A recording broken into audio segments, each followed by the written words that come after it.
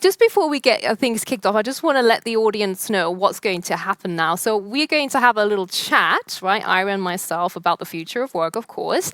And what we want to do is we really want to encourage you to ask questions. So we will get to your questions at the end of this conversation. So please make sure you use this opportunity to make comments, to ask Ira anything that you want to know. And I promise we will get to that at the end as well. So Ira, just to kick things off, you have lots of names, lots of interesting titles, and one of them is Chief Googleization Officer. And I also know that you've been called the Certified Prophet of Workplace Trends. So we can't wait to hear about that.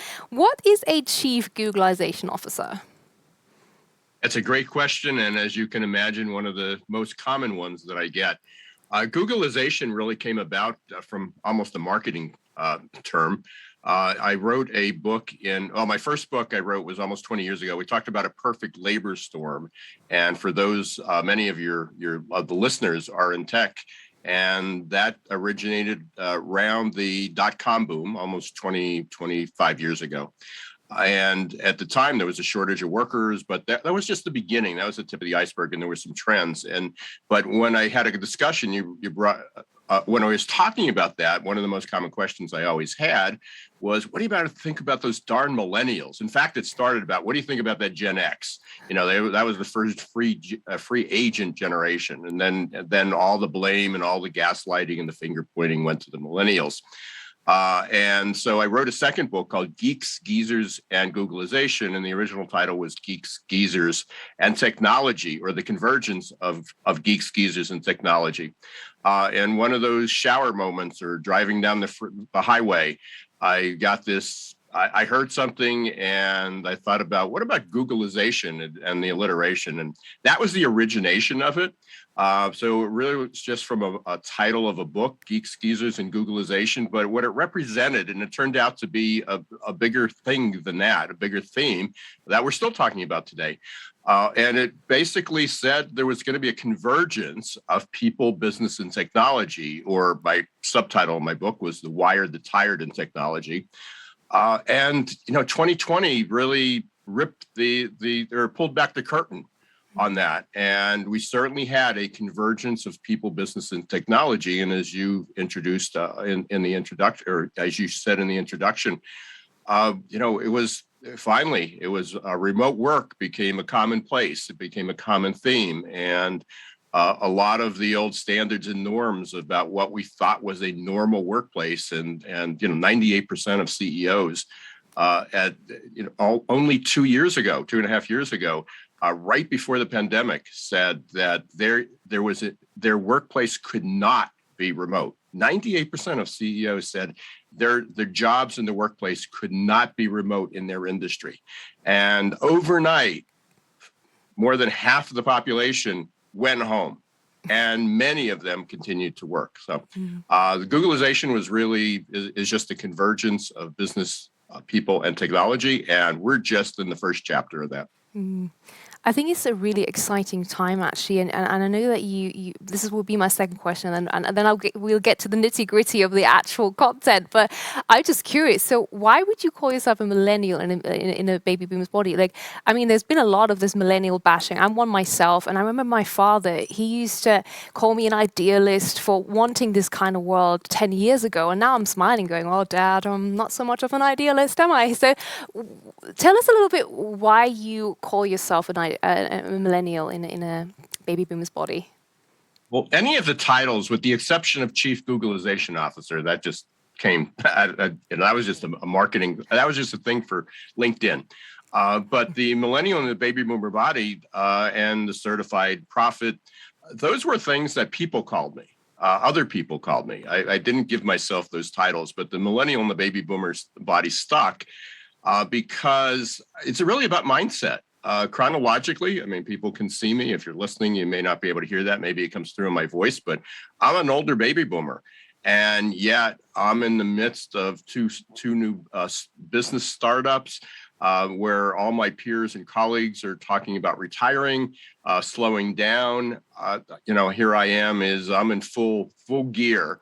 And I don't even recognize what the term retirement means. I'm enjoying myself. I'm not working because I have to. I'm working because I want to.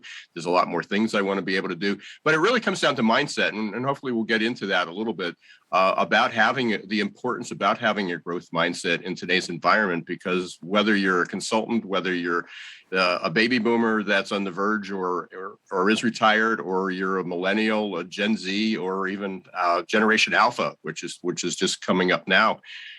Everyone needs a growth mindset because the world is evolving, and we're going to continue to make a lot of mistakes, and we're going to have continued challenges. So the millennial really just represents a growth mindset, but it's stuck and it fit with my theme, and I appreciate you identifying me as that.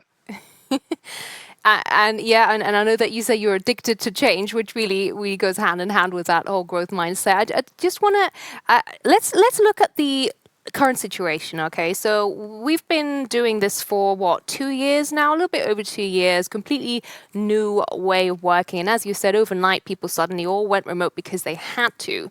So what would be interesting in what you termed as, and maybe you can give us some more specifics as to why you termed it the never normal world.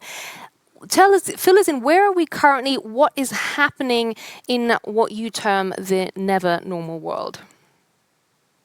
Yeah, when in beginning in March of 2020, and I think in the U.S. the date was March 13th, when everybody was sent home.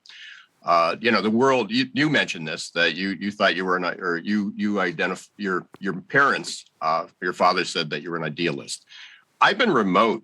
I mean, I've been working remote since 2000, technically 2004, but the office went remote in 2007. I moved away from my office, so it wasn't even that I could stop by on a regular basis. My assistant said, "Well, if you can move, would you mind if I moved?" And she moved to another state in the U.S. And I other than on screen, I haven't seen my full-time assistant. She's really much more than that, an office manager, in almost 13 years. And people don't realize that we're working remotely. So the world sort of caught up to us, and I was excited about that. But the reality is that this perception of normal, and we can spend probably the rest of the time here, so I'll try to keep this short. But the perception of normal is really something false, because what was normal, I'm speaking to a lot of people in Asia and Europe, globally around the world. What's normal in the U.S. was not necessarily normal in Asia, Europe, Africa. In fact, in the U.S., I mean, what's normal in Pennsylvania is not necessarily the same norm of people that lived in the North and the South, in the East and the West, in cities versus more rural farming areas. Our perception of normal is really a self-perception, and really, there was somebody that quoted this, and really it was an addiction to the status quo. It really was a disease of addiction to the status quo, and it just indicated that we didn't want to. When people talk about normal, it's like we just don't want to change. We're just stuck in the way it was.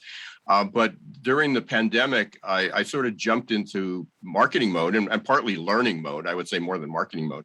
And almost every single day I started to have a live stream, and I talked with people around the world, some of the experts, and some just colleagues, just to find out, what do you think? What do you think is going to happen after this? Because it was initially predicted everybody would go home for 2 weeks or 4 weeks, and then we'll go back to normal.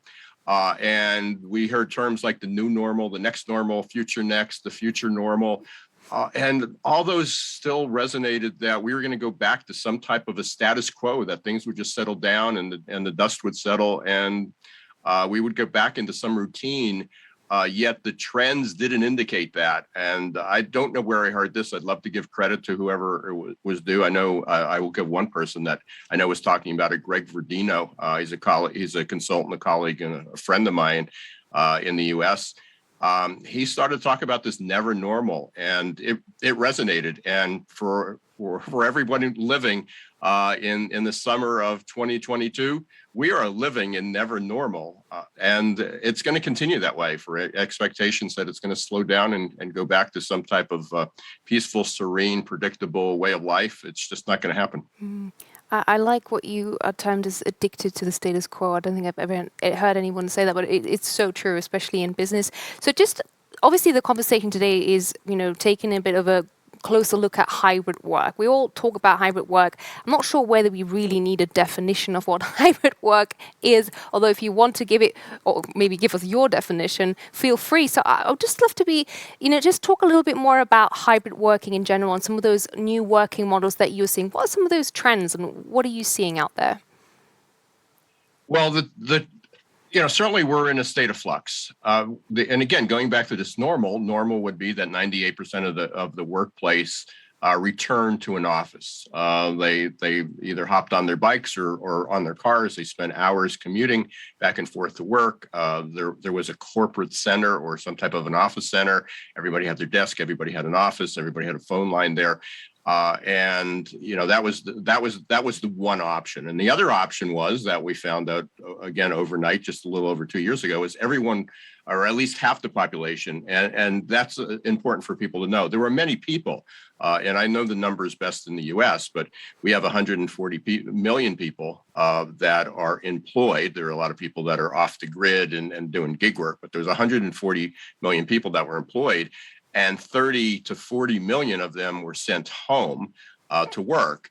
But that also meant that there were still close to 100 million people that were still going to that normal place. They were getting up in the morning, and whether it was healthcare related or manufacturing related or transportation to get all the goods and services out, those people still went to work in a more traditional way. So even when we talk about remote work, even though it has impacted anywhere, and it depends on the industry and the geography, but anywhere between 20 and 40% of the population, there was still a significant part that it didn't change. So when we talk about hybrid work, we're really talking about a segment of the population, not in its entirety.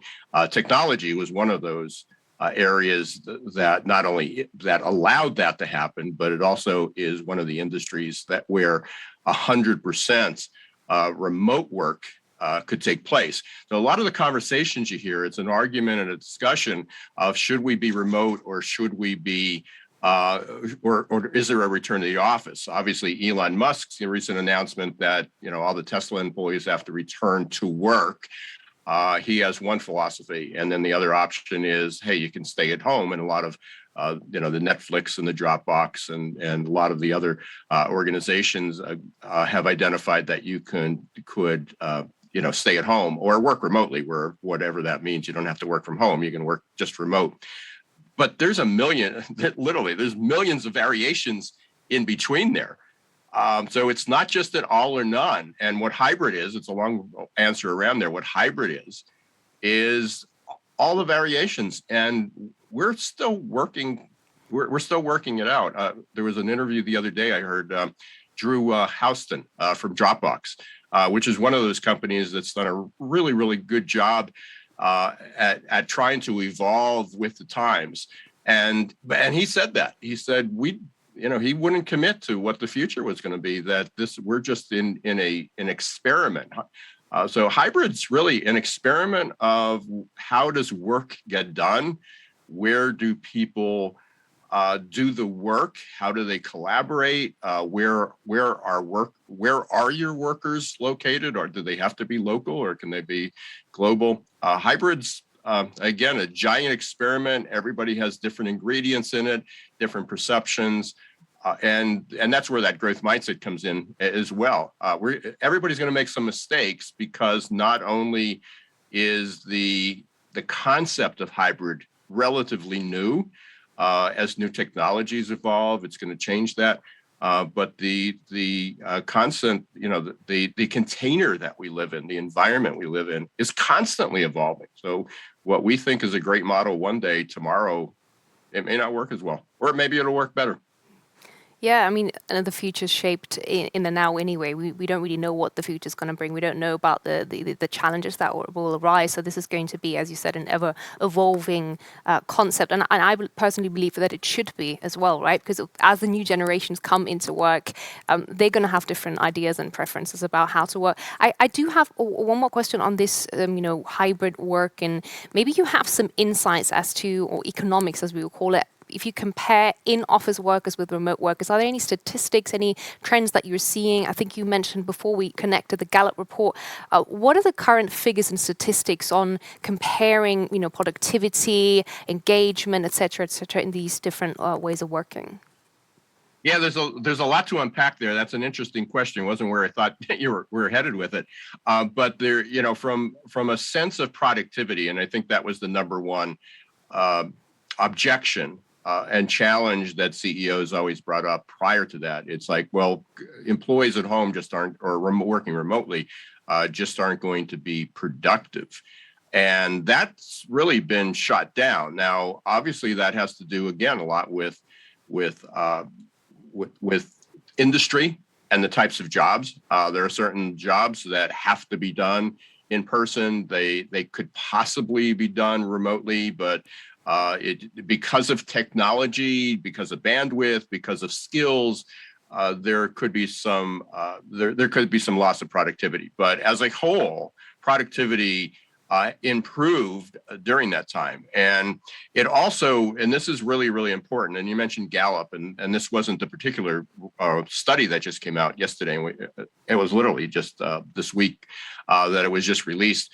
But, for years, I mean, they've been talking about managers and that people don't quit companies but they quit managers. One of the challenges has been that managers struggled. I've been in business for 40 years. I've been in this particular business, Success Performance Solutions, looking at work trends and workplace and hiring and recruiting for over 25 years. And through that entirety, we've talked about that we need to upskill and managers. They need to do a better job. And that was when people showed up for work. So you can imagine when people are working remotely, they're not down the hall. Managers don't see their employees come in and check out. Ultimately, it's a measure of performance management. How do you measure their performance? It's not just based on attendance, and it's also based on utilization of technology. So a lot of the blame.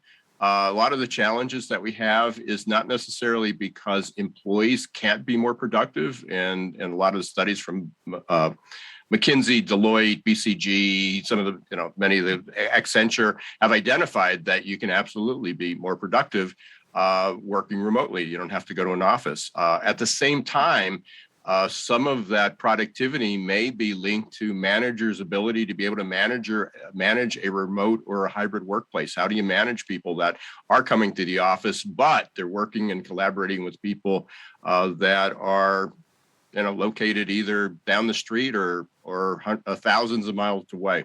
So it's a challenge, and again, it's evolving. But overall, productivity is up. But also, what's interesting is, and this came from, I believe it was either McKinsey or there was a study done called the Everywhere Workplace by Avanti, which is a cybersecurity company, and they were studying this. And what they found was that although there's an increased level of stress during these times and loss of well-being, and that came out a lot in the Gallup State of the Workplace report as well. The other challenge of that is that for workers who remained in place, they got up in the mornings, they commuted, they went to the office.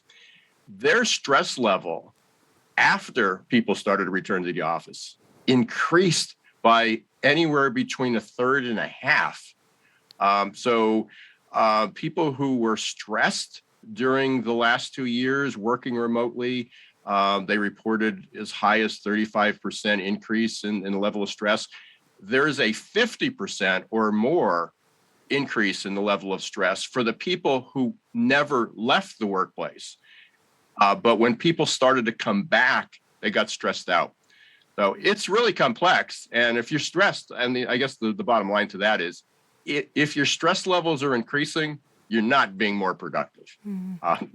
You can't be. You can be stressed in a positive way, and be productive, but you certainly can't be overly stressed and still be productive. Sounds like it's going to have to be about really adapting these strategies to whatever employees need individually. I don't think there's probably a one size fits all. I have one question in terms of, so what happens if an organization doesn't support remote working then? I mean, we spoke about what would you say to that? Yeah, I think, well, it's turning it around. I mean, I guess is it biased? Is the reason that remote work won't work is because it just won't. I mean, it's impossible. So if you're talking about, I came from healthcare. I had almost 30 years of healthcare background. There are certain jobs, there are certain tasks, there are certain procedures that can't be done yet remotely. Certainly, we could do telehealth, we can do diagnostics, but we can't do.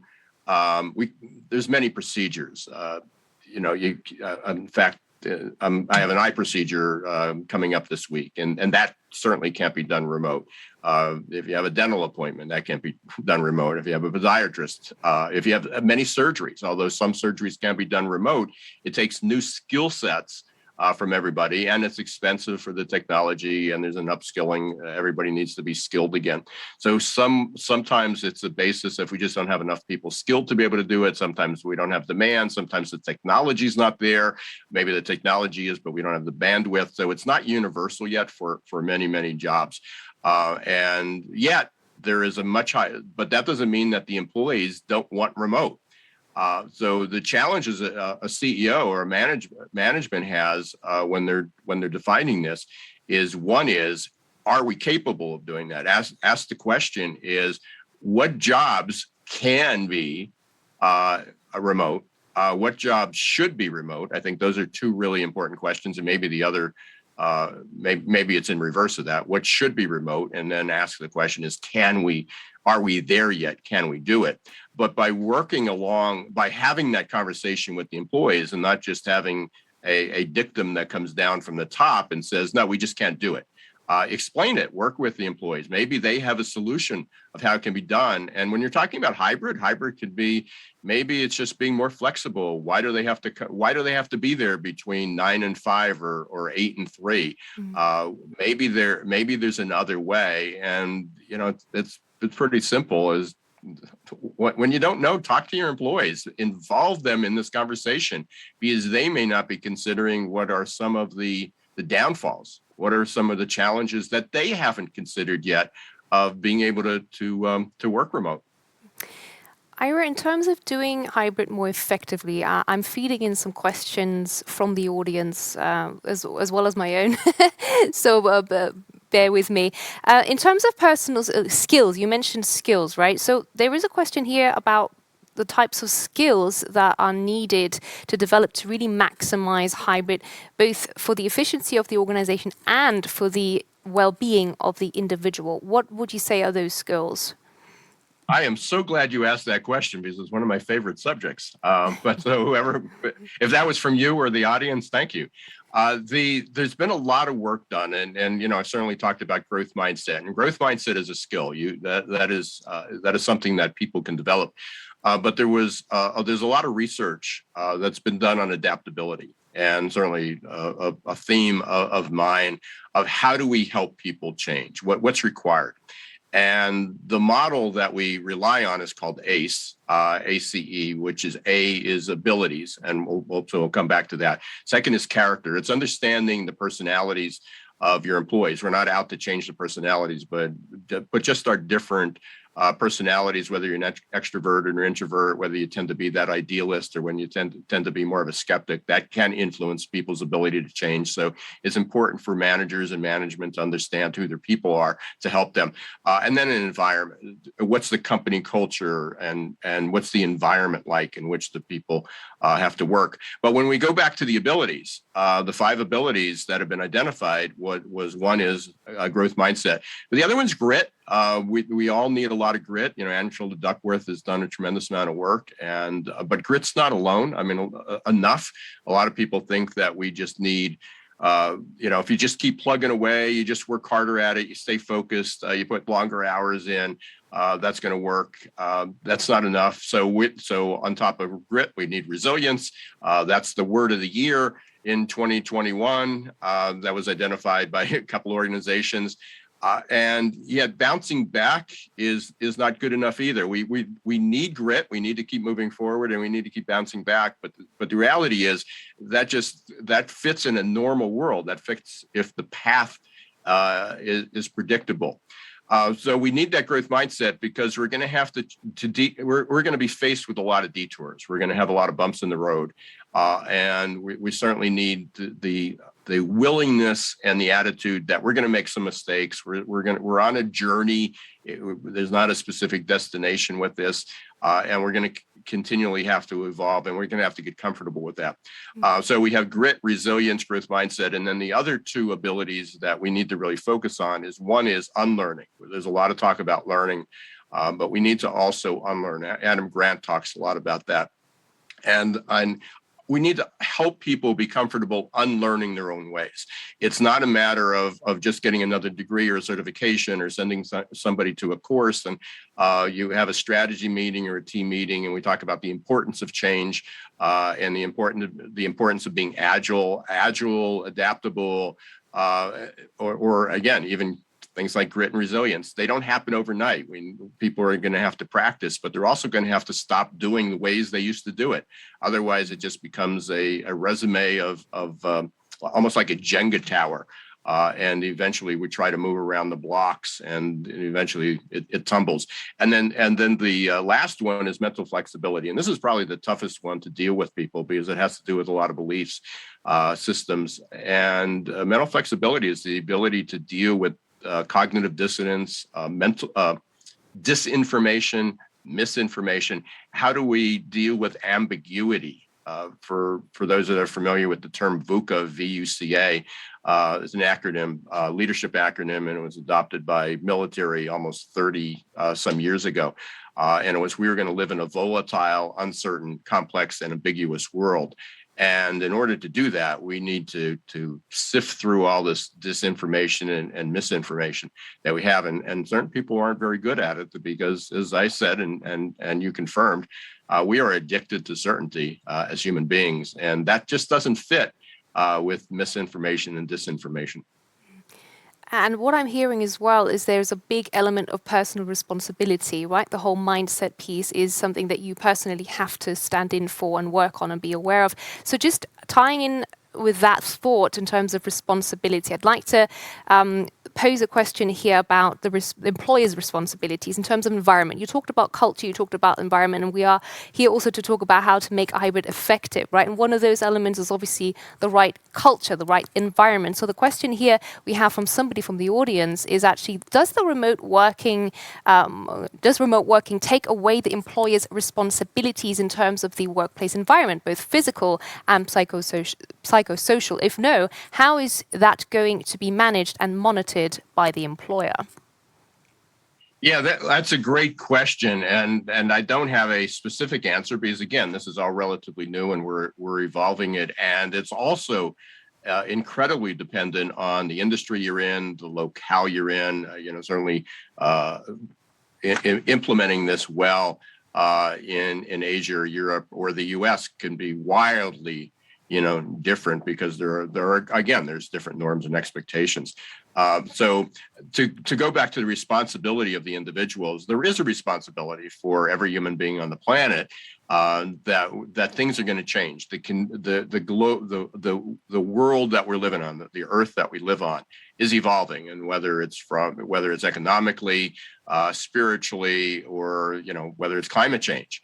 Our lives are changing, and everybody has to take some responsibility to create those adaptable skills. There was a really, really good study that was done by McKinsey, and they identified what they call deltas. And again, this was more business related, but it does transfer over to just our personal well-being. That they identified these 56 deltas, and they were dimensions of essential talent. But when it came down to personal satisfaction, career satisfaction, life satisfaction, even the ability to be employable, and the ability to earn more money in the future, the number one driver of that was adaptability. The number one skill that was driving personal career satisfaction, employability, and even the economics, future economics was related to adaptability. So going back to my 5 dimensions: resilience, growth mindset, mental flexibility, and unlearning. That's the skill set. So that needs to be put into our curriculum, whether you're being mentored, coached, whether you're a young student, or whether you're a pretty polished veteran of the workforce. We all need to become better at doing that. However, the responsibility doesn't fall there, because we need, and for especially in speaking to a tech audience, you're familiar with Agile. I mean, everybody's very, very familiar with that.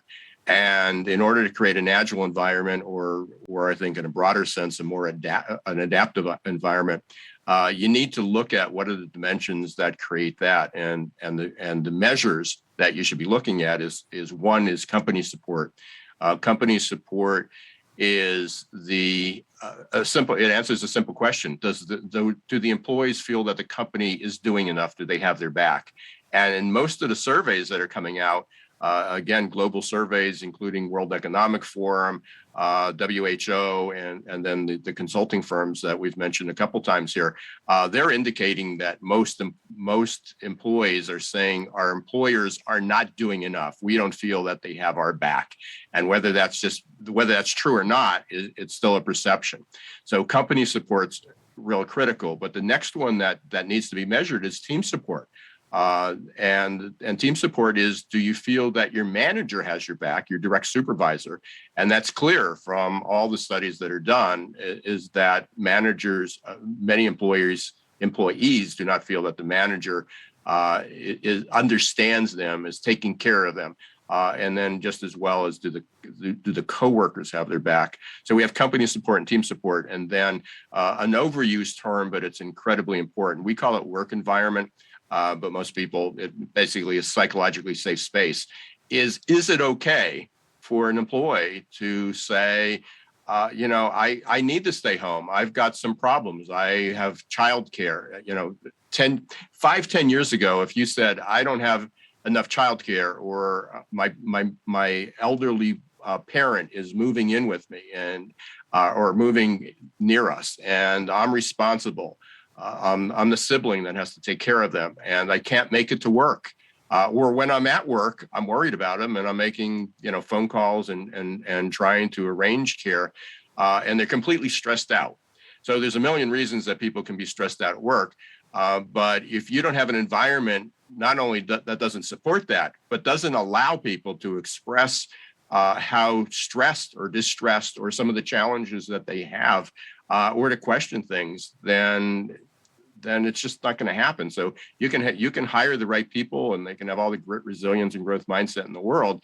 But if you have an environment that does not allow them to utilize those skills and adapt those skills and make mistakes and challenge your norms, what you thought was the only way that you can get work done, that's going to be a problem. And measuring the emotional health of where people is, the state of that's beyond engagement. You can have people that are engaged but not thriving. That came out in the Gallup report, the State of the Workplace Gallup report. And by the way, I know we have a lot of people in Europe and Asia. Those numbers in South Asia, only 11% of employees are thriving, according to this report. And there's hundreds of thousands of people that were surveyed. It's the worst area in the world for well-being. It's not the worst place to work, but it's and for job opportunities and other events. But it's really it was only 11% of employees said that they were thriving.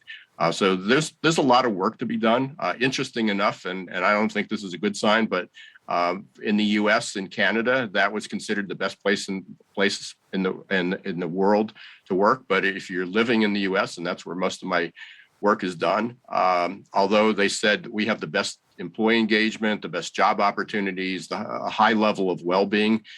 If this is as good as it gets, employers are in trouble. The human race is in trouble. So it's probably a long-winded answer for the question, but our success in the future is going to be dependent upon employees taking responsibility, companies and schools parents taking responsibility to help everyone become a little bit more adaptable. But we have to create an environment that allows change to happen. Talking about being humans and becoming better humans, we have a question here. We have so many questions. I'm not sure we'll be able to get to all of them. We only have under 10 minutes, and I have another one that I really want to cover. But let's just throw this one in here. There's a question here on productivity. So CEOs, managers, and economists talk about productivity. Everyone's talking about productivity. What about the anthropologists, the psychologists, and philosophers? Does remote hybrid work make us better humans? For me, it did. I'm just one person out of 6 billion living, or 7 billion living on the planet. And you hear a lot of stories. The fact is that you can spend more time with your families, that you're not spending time an hour or 2 hours a day commuting away. That certainly has made us better. And again, a lot of people have indicated that when they talk about well-being. But on the other hand, there's people that are working remote. Now they're working 24 hours a day. They're never disconnected. And that's a bad thing. So we need to learn how to become more human, whether we're working, whether we're going to work or going back to work. And again, that goes back into that skill set. When you talk about the adaptability skills, it allows that conversation to happen. I'm not naive enough, and I'm not suggesting even as a consultant that, boy, if we can get good scores on grit and resilience and growth mindset, then our problems are solved. Those are just tools. Those are just the tools we need, but we need to teach people, how to do that. So it's a challenge. Becoming more human. We're pretty divided here in the U.S. Politically, socioeconomically. There's a lot of work to be done, and many of that's transferable to around the world. We've got a lot of things that are going on, politically. That is creating a very divided approach. So we need to just become more respectful and treat other people with dignity. And again, it's as my title says on another title that I did write. I'm fascinated and terrified by all the change that's going on. And I think there's a lot of hope, and there's so many positive things, but every now and then somebody does something that just makes you step back and ask, what are we doing to ourselves and to others? So we need to, first step, I think, is just recognize that we need to treat people with respect and dignity. If that's not in your culture, or if that's not your management style, then I'm not sure. Maybe you'll win, but I'm not sure that's the future that is going to be better for humanity. Yeah, and it also, maybe you win, but maybe the win will be short-lived, because as we know, there is what you predicted, the perfect labor storm. Right? There's a big issue and a big conversation around how do we attract and actually retain the right talent. And I'd like to spend a couple more minutes talking about that, and then taking some more audience questions, because there is a lot of conversation around, okay, the great resignation. Now we're talking about the great reshuffle. Some people call it the great renegotiation. So there's lots of great things happening, right, Ira? So you talked about the perfect labor storm, and in this context, right, of creating the right culture, creating that environment to be able to actually attract and retain talent. How do businesses escape this talent poverty? And I think you were the one who actually used that term, so I stole it. Thank you, Ira. What should companies do in this context, tying this into hybrid and how they can make it work for themselves to really attract and retain the right talent? You did do your homework. It's essentially, I got myself that I called it talent poverty. I'll have to regenerate that one. And so I appreciate that. One is, it's a realization of that the economists talk about full employment. And at least in the US, it used to be 6%, then it was 5%, then it was 4% of unemployment. The reality is, I work with tech, but I'm not in the tech space. But the numbers in tech indicate, is one example, is that we're near zero employment. We may even be negative employment. So when you look at jobs like a systems admin or a database administrator or a software developer or even information analyst, security analyst, they're all at 1% or below unemployment, and that's globally.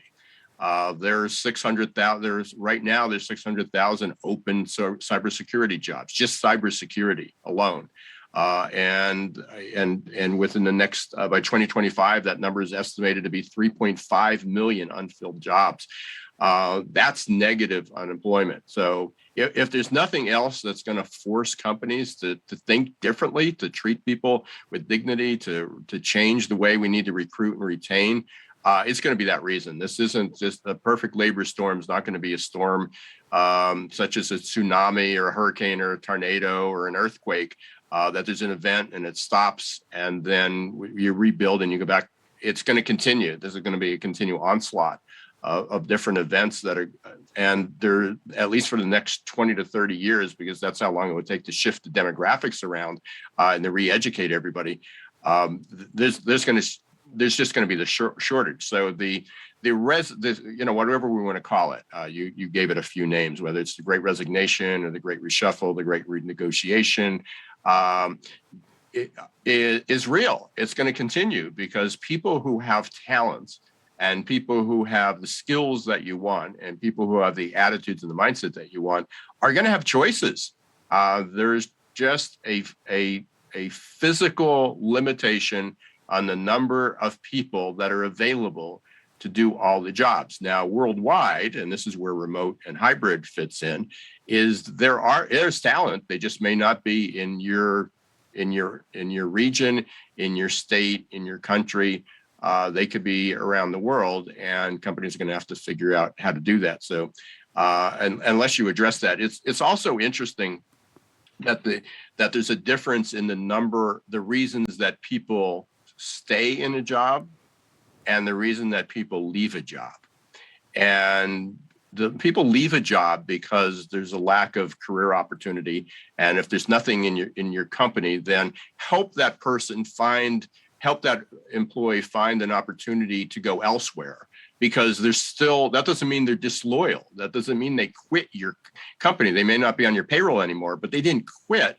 And they'll learn new skills or they'll refer other people. And then maybe there's an opportunity to bring them back. So career opportunity is one reason. Work-life balance or life-work integration, however you want to frame it, is a second.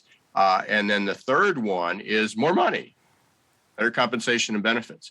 The reality is there's a lot of money being dangled out there and a lot of benefits for people to leave. But that doesn't mean they keep them, because the reason that people stay, the number one reason is work-life integration, work-life balance. The second is recognition, recognizing people for who they are, going back to that respect and dignity, but just, the annual performance review, managers who say, well, we're paying you all this money. Why do I have to tell you you're doing a good job? And that goes back into the millennial and the Gen Z thing, versus baby boomers' attitudes about how you treat people and what you do. You can't pay them instead of recognizing them. That doesn't mean baby them, but it means that if they are doing a good job, recognize them. If they're not doing a good job, recognize them for that and help them. And then the other one is a strong relationship with managers. So the reason that people stay hasn't changed. The curtain just got pulled back because the number one reasons are work-life integration, which has certainly increased as we went through the millennials and the Gen Z. But just recognizing your employees and having a good relationship with your manager, which almost goes hand in hand, that's how you're going to reverse this. And we have a long way to go because managers weren't very good at doing this. There was very low engagement in the workplace before the pandemic.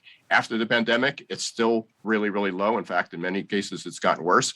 And that's really the responsibility of the manager and the companies to become better at recognizing people for who they are, recognizing them for what they do, and having a much better communication and responsibility to them. So people are leaving the workforce for compensation and fairness and opportunity, but the reason that they stay,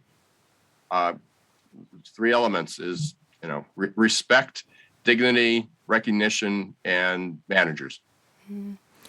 Ira, there's so many questions here that I could ask, but I was just told that we don't have that much more time, so I'm going to have to choose. I apologize to the audience that we couldn't answer all of the questions. There's just a lot of interest, I think, in this topic. Let's just the highest voted one. Let's just pick that.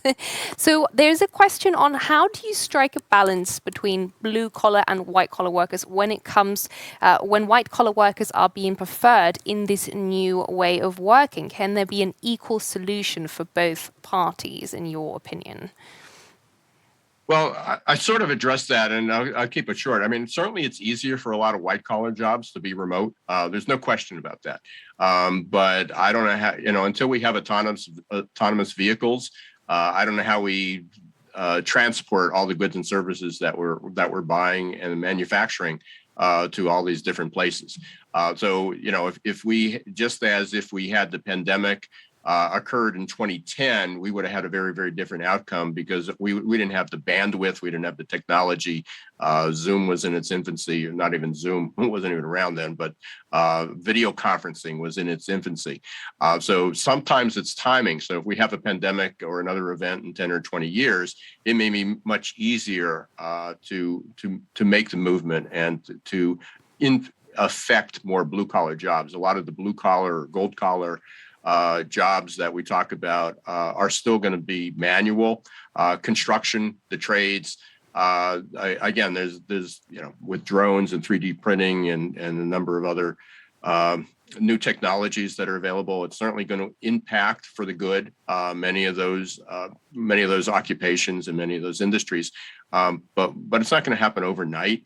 And then there's still going to be a skill shortage because instead of somebody knowing how to swing a hammer and cut wood and put screws in, they're going to have to know how to maintain the technology that does that. And again, I just shared how with a huge shortage of people being able to do the technology.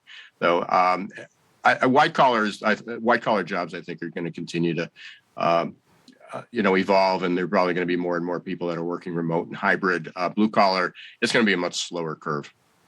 Yeah, and technology, last comment from my side, there was a comment on that technology is still a barrier for many people there. So thank you so much, Ira. I mean, we could have continued this, but unfortunately we have to close the session for today. I also want to remind the audience, please, to give us your feedback on this session. We're going to be running a live poll in the live stream, so please let us know whether you enjoyed this session, what you enjoyed, and what we can perhaps improve. Thank you so much, Ira, to you, and I hope to speak to you sometime again in the near future. Thank you, Ira. Now, ladies and gentlemen, something that I would like to also remind you of is that we are going to run this type of session again in August. On the 23rd of August, there will be a session on quantum computing and what the impact will be for businesses. So if you are interested in these kinds of short business buzz outlook interview sessions, then make sure you register for that event on August 23rd. Thank you so much for tuning in. Thank you once again, Ira, for all of your insights. It was a really great conversation, and I really